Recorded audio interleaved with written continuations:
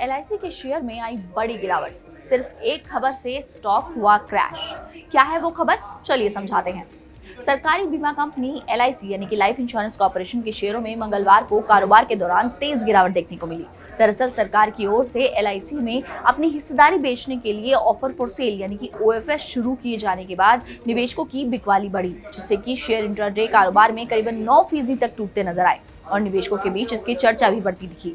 चलिए आपको बताते हैं कि ओएफएस का प्राइस क्या है और रिटेल निवेशकों के लिए ये कब खुला है। सरकार ने इस हिस्सेदारी बिक्री के लिए फ्लोर प्राइस 382 रुपीज का तय किया है, जो कि शेयर के बाजार के भाव से करीबन 10% तक कम है। इस ओएफएस के जरिए सरकार करीब 31,000 करोड़ रुपए जुटाने की कोशिश कर रही है। ओएफएस इशू नॉन रिटेल निवेशकों के लिए 4 अगस्त को खुला रहेगा और रिटेल निवेशकों के लिए ये बुधवार यानी कि 5 अगस्त को खुलेगा।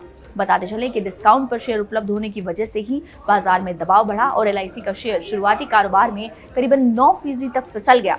कारोबार के दौरान शेयर 390 रुपए के आसपास तक पहुंचता नजर आया। वहीं इस दौरान शेयर में ट्रेडिंग वॉल्यूम भी सामान्य से कहीं गुना ज्यादा दिखी, जिससे साफ है कि निवेशकों की सक्रियता बढ़ गई है। सरकार ने एलआईसी में अपनी हिस्सेदारी बेचने के लिए 2 दिन का ओएफएस लॉन्च किया है। इसके तहत शुरुआत में 2.5% हिस्सेदारी बिक्री के लिए पेश की गई है। इसके साथ ही 4% का ग्रीन शू ऑप्शन भी रखा गया है, यानी कि अगर निवेशकों की मांग मजबूत रहती है तो कुल मिलाकर 6.5% तक की हिस्सेदारी बेची जा सकती है।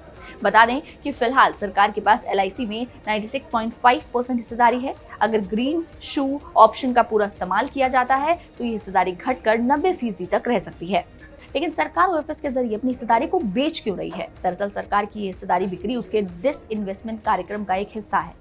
इसके साथ ही इसका मकसद securities and exchange board of India यानी कि सेबी के मिनिमम पब्लिक शेयर होल्डिंग नियमों का समय से पहले पालन करना भी है। सेबी ने एलआईसी को मई 2026 तक कम से कम 10% पब्लिक शेयर होल्डिंग हासिल करने की समय सीमा दी थी। इसी लक्ष्य को पूरा करने के लिए सरकार अपनी हिस्सेदारी धीरे धीरे घटा रही है।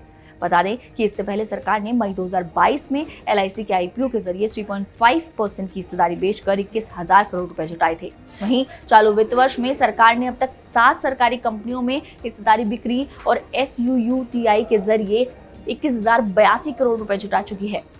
बात अगर एलआईसी के शेयर की करें तो लिस्टिंग के बाद से अब तक शेयर ने निवेशकों को कोई खास रिटर्न नहीं दिया है, बल्कि शेयर नेगेटिव में ही कामकाज करता नजर आया है। इस शेयर पर विद्यासागर इन्वेस्टमेंट के फाउंडर निशित दोशी की क्या राय है, चलिए ये भी सुन लेते हैं। एलआईसी की बात करें तो डेफिनेटली यहाँ पे एक हमें जो ओएफएस है वो लोअर लेवल्स पे हमें देखने मिल रहा है। एंड यहाँ से अगर हम बात करेंगे तो डेफिनेटली एक कंसोलिडेशन फेज में ही एलआईसी का काउंटर कब से हमें ट्रेड करते देखने मिला। यूजुअली देखा गया कि ओएफएस के बाद एक अच्छी खासी रैली पीएसयू स्टॉक्स में हमें देखने मिलती है। तो ये एलआईसी में रिपीट होता है कि नहीं वो देखना पड़ेगा। बट अगर आप थोड़ा लंबी समय का व्यू है तो डेफिनेटली एलआईसी में आप थोड़ा बहुत इन्वेस्ट कर सकते हैं। अगर आपको एक स्टेबल रिटर्न्स और एक secure returns, risk free returns अगर आप चाहते हैं, ज़्यादा रिस्की इन्वेस्टमेंट्स नहीं करना चाहते तो डेफिनेटली एक स्ट्रॉन्ग फंडामेंटल बिजनेस है, कंटिन्यूस कैश फ्लो बिजनेस है, तो डेफिनेटली यहाँ पे आप इन्वेस्ट कर सकते हैं। थोड़ा medium term to long term का व्यू रखना पड़ेगा, तब जाके आप स्टेबल रिटर्न्स एक एक्सपेक्ट कर सकते हैं एलआईसी में। बट ऑल इन ऑल अगर हम बात करें तो डेफिनेटली यूजुअली देखा गया कि ओएफएस के बाद एक अच्छी खासी रैली हमें पीएसयू स्टॉक में देखने मिलती है। सो वॉच आउट पे रखना पड़ेगा, वेट एंड वॉच करना पड़ेगा। अगर एक मोमेंटम देखने मिलता है आफ्टर ओएफएस तो डेफिनेटली वापस से पोजीशंस ऐड कर सकते हैं एलआईसी में। शेयर में मौजूदा गिरावट के बावजूद इंडियन इंश्योरेंस इंडस्ट्री के लॉन्ग टर्म इवोल्यूशन को लेकर तस्वीर पॉजिटिव बनी हुई है।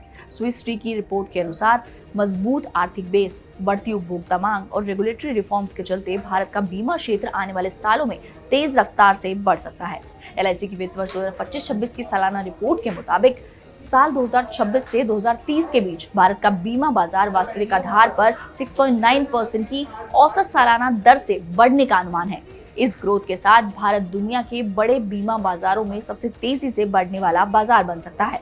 रिपोर्ट में यह भी कहा गया है कि insurance regulatory and development authority यानी कि IRDAI के सुधारों और सरकार की नीतिगत पहलों से बीमा कारोबार में पारदर्शिता बढ़ रही है। इससे बिजनेस का ढांचा मजबूत होगा और अगले चरण की तेज विकास यात्रा को गति मिलेगी।